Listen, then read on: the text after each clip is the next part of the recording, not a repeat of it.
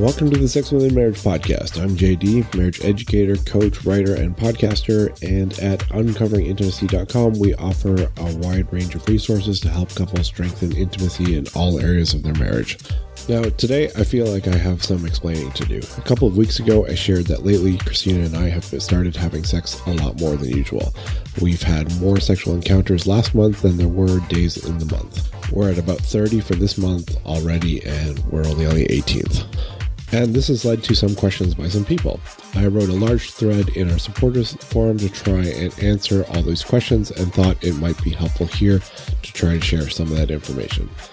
Because it goes beyond just an Ask Me Anything sort of post. It's really about how we've adapted sex to deal with sexual dysfunction in a way that's not only positive, but ends up being more fun and connecting than I think most people's sex lives are.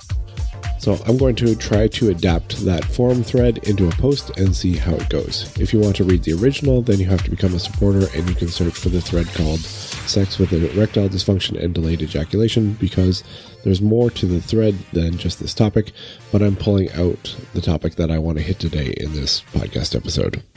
To start off, we've been dealing with some sexual dysfunction for our entire marriage. Christina has had vaginismus, that's pain during penetration. I deal with erectile dysfunction most of the time, and also delayed ejaculation, which makes it hard for me to orgasm. Christina also suffers from post-coital depression, which means that after she has an orgasm, she tends to feel depressed for the next day or two. As such, we've had to redefine sex. Most people, I find, tend to have a fairly narrow expression of sex. They often have the same routine, some sort of initiation, some sort of foreplay during which the wife might orgasm, then penetration until he orgasms, then they're done.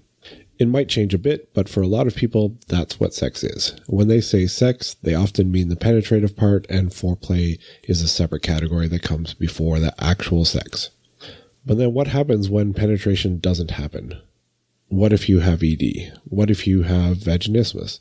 What if he can't orgasm, like I can't, a third of the time or more? Then when does sex stop? What if you're the wife and you don't want to orgasm first because you get depressed or bored and really aren't interested in continuing? Sorry, Ian, not every wife wants to come first. These are all things we've had to deal with. So how do you still have sex with all that going on? Well, I'll tell you. For us, sex isn't solely defined by penetration. In fact, only about half of our sexual encounters include PIV sex. That's penis and vagina, for those who don't know. Instead, we view any activity that involves arousal and genitals as part of our sexual life. A night might only include manual sex, or it might include oral sex. It might include blindfolds, cuffs, toys, and more, but still not have any PIV sex. We still consider it sex, though. And this broader definition helps us keep intimacy alive no matter what happens. If I can't get hard, that's okay, because we've built a sexual repertoire that doesn't require an erection. We have many other options even before we get to toys, which don't come out that often anymore. So when does sex end? For most couples, it seems sex ends when the husband has an orgasm. This is part of the reason for the she comes first advice that we see everywhere, because if she doesn't have an orgasm first, then she might not get one at all. For us, orgasm is not the end of the fun. It's not even the goal. For me, it's often not even possible. Delayed ejaculation can make it so that you run out of energy before you get to orgasm. For Christina, orgasm is often not as good as the sex is, especially when you know it's going to make you depressed afterwards. It's frustrating at times, but by and large, we just change our view of sex so that it ends when either we're satisfied, which you can be without orgasm, or we have something else to do, like go to sleep or get started with our day, or we should start thinking about making dinner. As a result, sex lasts anywhere from 20 minutes to 2 hours, depending on what's going on and how late it is. Quote-unquote normal for us is about 90 minutes to 2 hours in the evening. Mornings are more like 20 to 30-minute quickies that usually end because I have a meeting to get to and Christina has farm chores to do. The point is that the goal isn't to get an orgasm. It is to connect and play. When you aren't focused on the orgasm, you can still enjoy yourself a lot without one. Now, we sometimes still want one, and then we work to get it. But when that happens, we explicitly make it a secondary goal. Sometimes we try and it doesn't work, especially for me. For Christina, I've gotten pretty good at edging her. In fact, I have a guide on edging in our shop. so her orgasm is nearly guaranteed if I want to give her one. I spend more time trying to make sure she doesn't orgasm when that's not the intent of the session. Sometimes we stop because she can't take any more pleasure and needs to break to cool down, or else she's going to orgasm when that's not the plan. So what does sex look like then? To have this sort of sex, first throw out all the ideas of what's foreplay versus sex. Call it all sex. There shouldn't be predefined sequences of what comes first or before other things. There's nothing to say oral sex has to come before penetration. There's no rule that says you can't go back and forth between penetration and manual sex. We switch positions and activities probably a couple dozen times during an encounter. We're just playing and having fun. If your arm, jaw, neck, shoulder, or whatever is getting tired or sore, if you get a cramp in your hamstring or your quad, both have happened to me this past week, switch to something else for a bit and then switch back if you want. Next, add in a lot more communication. We talk almost constantly during sex, more me than her, but she definitely participates. If you're only working to keep your spouse's body aroused, then you're ignoring their mind and you're only having sex with their body. You're leaving the best stuff on the table.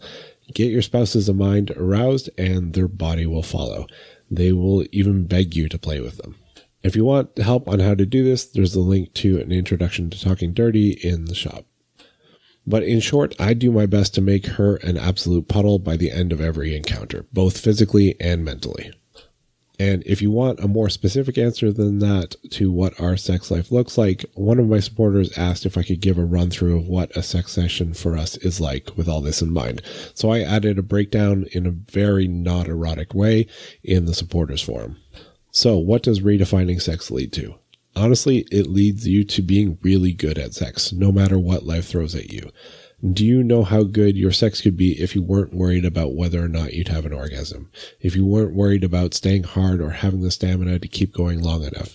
If you had an entire repertoire of stuff that turned you both on and felt amazing, then if something doesn't feel great that day, you can just switch to something else.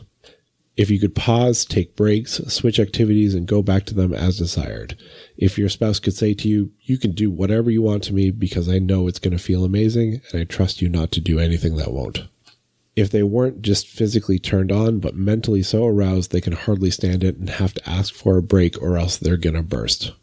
What if sex was so good for both of you that you both had the mindset that sex is an option anytime you're in the bedroom together? Because why wouldn't it be? It's going to be amazing. If on those days it's not amazing, you can just shrug it off and say, that's okay. We can try again in the morning or tonight or tomorrow.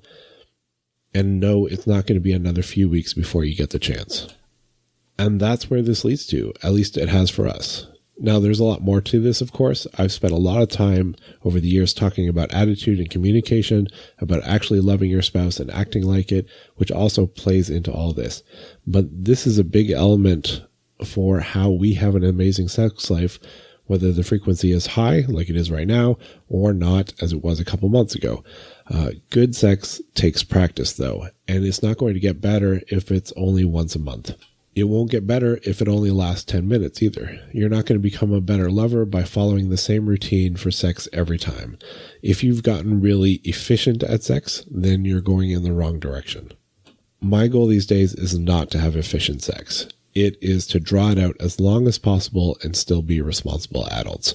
We've actually had to have a discussion recently about how we've been spending too much time in bed lately and should probably be devoting more time to other things.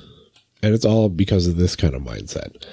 That's how we've managed to still have an amazing sex life despite ED, DE, vaginismus, postcoital depression, ADHD, and everything else that life throws in our way. If you want to know more, check out our supporters forum. You can sign up for less than the price of a coffee at Starbucks, and I'm willing to bet you will get more out of it. Or just stay tuned as I continue to unpack a holistic approach to sex and marriage from a Christian viewpoint every week. As always, if you have questions, you can head over to the blog and write them in the comment section at the bottom. That's it for today. Talk to you next time.